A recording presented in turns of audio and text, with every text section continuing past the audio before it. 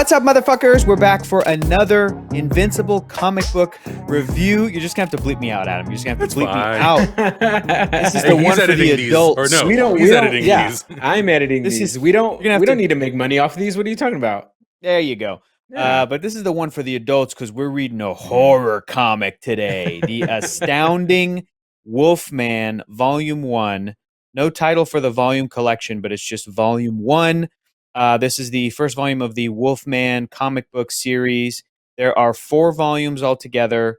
It weaves throughout the events of the Invincible main comic book, but it's not a tie-in. It's just like Tech Jacket. It's just like Capes. It's like a separate thing that will now be referenced and mentioned in the Invincible book, and Wolfman himself will pop up.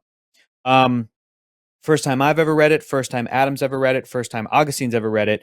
Let's just jump in. I'm gonna hit you boys with my overall thoughts. Okay. And then I would like you to bounce back to me your overall thoughts. Okay. Wow. But The new concept. new concept. My overall thoughts on this book are that I enjoyed it. And by the end, I enjoyed it quite a bit. I think that it was a little bit, not formulaic, but just like it had a couple of things going against it at the beginning of the book. Namely, it's about Wolfman lore. So it's like, okay, either play with it and give me something new and different, or lean into the fact that it's the most cliched, origin story that we've ever, and like powers and everything that we've ever seen. And eventually the book was like, oh, you're like an elder breed or elder brood or whatever it was. I was like, okay, this is a little different. It's a little different. The other thing that I think it had going against it at first was I didn't love the art style. I did not love the art. I feel like is, I'll put it this way. I feel like this art would almost have been better on a book like Tech Jacket or Capes, where it's almost a little bit more exaggerated. But I think that with the horror supernatural kind of vibe that this book was going for, I think that the book's art's strengths are when Wolfman was suited up, looked like a superhero, fighting other superheroes, when it was colorful, when it was popping. It was great. But times where characters were kind of like living in the drama and he's talking to his wife, our main character, talking to his daughter. Yeah. And even at one point when we first meet the teenage daughter, I was like, she looks like an adult woman, just shorter. What's going on? I definitely couldn't tell the age of the daughter. Took a second. Young, older, I don't know. Took a little bit to kind of get used to the art style. And then by the end, I think I really enjoyed it. It's interesting too, because we've been reading Invincible, and Invincible is going to get even more violent. But Ryan Ottley, the main artist of that book, seriously, Adam, seriously, like his cartoony-ish, comic booky-ish style allows it to be as gnarly as it is sometimes, but it's still like really gnarly. And I think that's what the artist is doing on this book. That's what the benefit is of having this kind of a cartoony style, for this book, is that there's some gnarly moments. And I think it kind of helps that it's not like just horror, that it's not just gore and violent, that it's just like, oh my God, look at that blood. Look at how bright red that blood is. The coloring and the art was very exaggerated and cartoony. And then tell you what, boys, by the end of it, I was invested. I was in. Everything fell apart around this dude's life. What was the main character's name? Gary. What was his name? Gary. Yeah. Gary's life sucked. And then as soon as he said, oh, my life is a curse, like being a werewolf is a curse, I didn't put it together until now, but like every aspect of my life has been cursed. I was like, oh, that's what Robert Kirkman's doing. Gotcha. So by the end, I really enjoyed the concept, the character. I was intrigued by the lore. I want the answers to some of the mysteries. I want a resolution to like his family. Is his wife maybe having an affair? Like those kinds of just the classic sort of Robert Kirkman stuff. I'm into it. But I think that as far as the protagonist goes, Wolfman and Gary still leaves a little to be desired, because I don't quite know like what his personality is, or like if he's a good dude, or if he's, versus like Mark Grayson from issue 1. I'm like, I think I know what this kid's about. And we've, gotten to develop that personality more. So overall, I liked it. I think I'm giving it like 4 out of 5 stars, 4 out of 5. Augustine, you read it for the first time ever. What'd you think? Yeah. I agree with you on the art style. I think that was my biggest thing at the very beginning. It was a little bit tough for me to keep going past, issues 1 and 2. I was just like, where is this cereal box art going? Like, it felt very much like it belongs on like toy box art or something like that, Yeah. because the lines are very thick and like it didn't feel like it fit with the world. But as soon as we started getting into Gary becoming more comfortable and learning about what he is and what his werewolf power abilities are, started getting a little bit more intriguing. Then when he killed, what's his name, Captain Commando, what was his name? Is that what his name was? I don't remember Captain what his name Supreme, I was. think. Yeah. Something like that. Yeah. Either way, Superior. dude died. Captain Superior. Yeah, like Yeah. straight up. I was like, oh, there's that Robert Kirkman touch that we were looking for there. So it did definitely pick up steam halfway through, and then it was just an easy read all the way through. Yep. But yeah, I agree with you. I don't feel like this book is the strongest addition to the tie-ins, but my heart did get a little bit happy when I saw Kid Thor. When they mentioned the capes. It was great, like seeing all of that stuff. So it reminded me of that this story is tied into Super Patriot and tied into to Tech Jacket and tied into Brit. So all of that stuff, I was like, okay, I get it. And then we saw Art Rosenbaum, and then all I could hear was Mark Hamill, like when Art was on screen, and I was like, oh, this is that good stuff that we're like, okay, cool. I can't wait till Wolfman shows up in the main continuity at some point. You know, they're calling you Wolfman on the news, and if I were you, kid, I'd embrace it. It's iconic. Yeah. It's a great name. That great Mark Hamill voice. It helped me make the suit. Totally. Yeah, absolutely. That was great. So yeah, I would give it a 3. I would give it a 3 just because there wasn't a lot that stood out to me. But by the end of the book, I was like, wait, this can't be it. Like, the wife is dead. His life is falling apart. She got bit by a vampire. Did she really die? I'm not sure. And now I just want to read the next volume. So by the end of it, I was convinced. At the beginning, I wasn't so much, but I'm glad I read it overall. Adam, what do you think? I was pretty into it from the moment. I'm obviously a sucker for horror, and this leans heavily into the concepts and the ideas of like classic universal horror, Wolfman, Dracula, all that stuff. He even makes a comment about it when he's like, "Oh, how old do you think I am?" He's like, "Oh, like 1,000." He's like, "Man, ever since they wrote those books, it takes all the fun out of guessing how old we are and all these sorts of things." So I like that it kind of leaned into that, and I had fun with that whole aspect to it. And I do agree about the art style. The thing that it like kind of reminded me of a little bit of when they adapted the Batman the Animated Series show into a comic book. For sure. They had like adapted that style. It had a little bit of that kind of feeling to it. It has like the thicker outlines and all that sort of stuff. Not necessarily the way that it's drawn, but sort of that style reminded me, and the color palette reminded me of it quite a bit. So I didn't really have too much of a hard time. It's definitely a departure from Ryan Ottley and the artwork that we're used to in the main continuity of Invincible. And I was actually also surprised how long I kind of forgot I was reading an Invincible tie-in book. Right. Because it kind of took a while before we started addressing things or referencing characters or having cameos from characters that we've seen in the main continuity. But when we saw them, I was like, oh yeah, this is tied in. This is tied in the Invincible world. So it was awesome to get all those tie-ins and references. And even when they just mentioned Guardians of the Globe, was really, really cool. But I enjoyed a lot of what we got to see. I think Zechariah was a little bit of a predictable character where he's kind of going back and forth, back and forth, back and forth. He reminded me a little bit of like the Ray Winstone character in Kingdom of the Crystal Skull, where Indy would trust him, and then he'd do something bad, and then he wouldn't trust him again, and then he would trust him, and a little bit of a back and forth. But I still felt like, for the most part, Zechariah was always, not always, but for the most part, was trying to do the right thing or always had the right intentions. And a lot of times those intentions were not executed in the best way possible. Perfect example is the wife.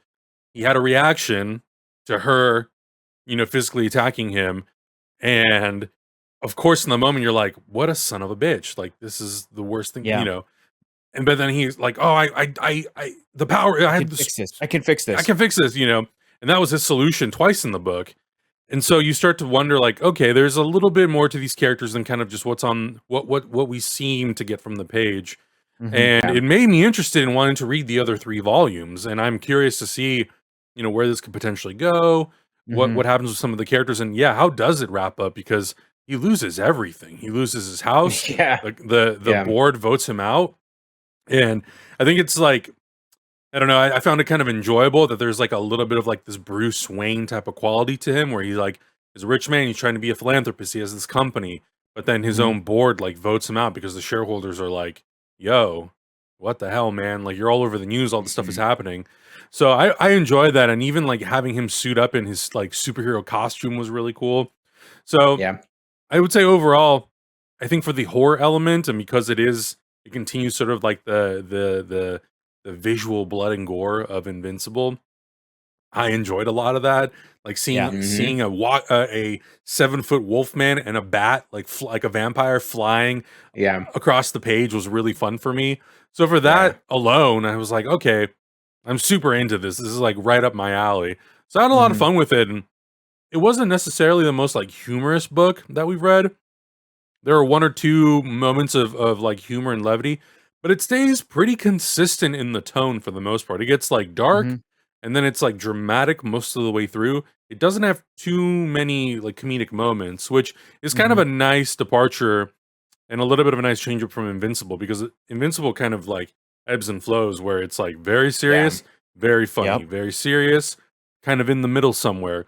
So this was kind of a, again, it's like a movie in a mega franchise that does something just a little bit different. It's not necessarily the strongest story or it's not the strongest Right. character, but you Right. appreciate the tone, you appreciate the visuals. So for me, it was a really fun read, and yeah, I would definitely like to see more of these characters' story in their own world, but also how I'm excited to see how it ties into Mark's bigger story. For sure, how he comes into it. I know, because the internet's Yeah. gonna ask and they're gonna bug. I said 4, Augustine said 3. What would you give it out of 5?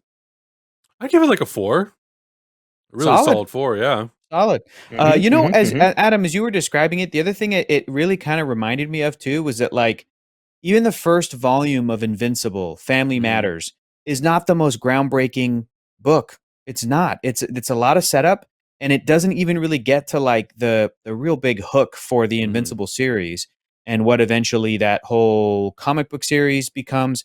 And while reading this, I was kind of like, it's a bummer that I know that it's only 4 volumes and then it's over. Hmm. Because Yeah. what if Wolfman was allowed to go to 25 volumes in 13 years or whatever? Like what could Robert Kirkman and the team behind this book, the artist and the colorist, Mhm. and if that had changed the same way that like Corey Walker changed to Ryan Otley, that they changed Hmm. hands and Ryan became the sort of Right. main artist of the book. What could have happened to this character and this concept, and like what kind of stuff? Where could they have gone, knowing what we know about where Invincible's gone in only 7 volumes or 8 volumes or however Yeah. many we've Yeah. read? Like that could have been really really cool to see. But Yeah, and they're trying to yeah, do it's some fun stuff with the lore too, of kind of tying in and yeah. explaining like why is he so powerful compared to the other Hmm. werewolves. And I like a Mhm. little bit of Mhm. that. I don't need the whole thing spelled out, but Yes. just that little bit of like, well, here's why you can be you are more powerful than all these other werewolves. I was like, great.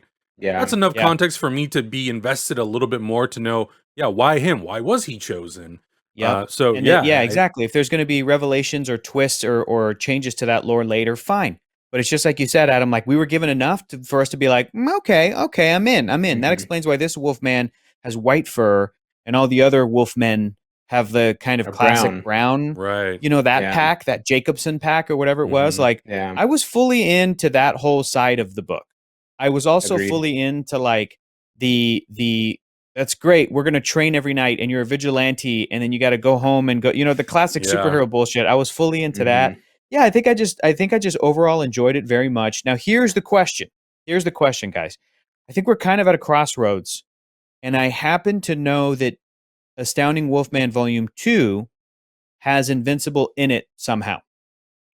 And I know that there's a big sort of change that happens in the next volume of Invincible. So I want to say that Wolfman 2 might be before that. But then I also know that we're at a crossroads. We've got Brit Volume 2 on deck.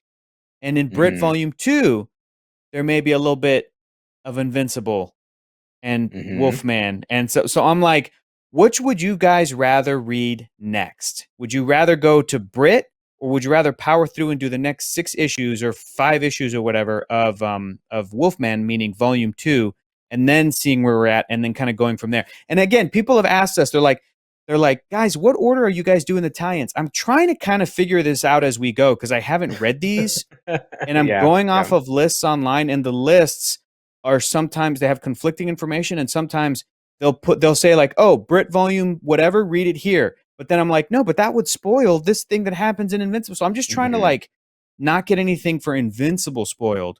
So those are our two options. Don't ruin it for me, Hector. I'm not. I'm trying not to. Those are our two options. We've got Brit or Wolfman. What would you guys want to do and read next week?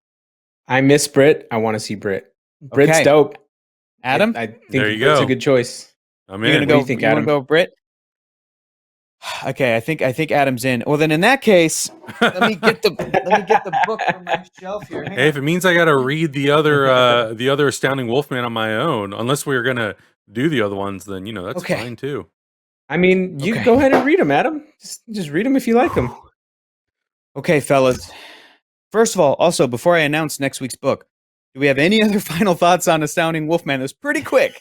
We kind of burned through that. I think that kind of sums it up. Really, it's a really fast read. It's a really easy read. There's a lot of action panels, so it's not like there's like 3 or 4 pages that has like heavy dialogue. For the most part, it's a really quick read through, and I think it's again for me, it's a nice breather from the main continuity. Just get to know a little bit more about these characters that we'll see in other issues. We'll probably see in the animated series. So I do enjoy that. Fingers crossed, man. Yeah. Fingers crossed. I mean, reading Wolfman made me go like, I want there to be a whole line of Invincible comic book action figures, and I want a Wolfman action figure. It's such a cool design. He's such a very well designed character. Super cool costume. Yeah. And even when we read Brit and Capes, all this stuff, it just makes me want to collect all the characters as if they're action figures, and put them next to the great sort of Invincible villains that we get. I mean, this Wolfman one had some real fun ones, like that guy that was like Erector, but he was Eruptor. Yeah. I'm like, this is fun. You got my name wrong. Yeah. Just real fun, basic stuff. I would definitely recommend checking out Wolfman, but to me, it's a part of a larger, story, which is the Invincible story.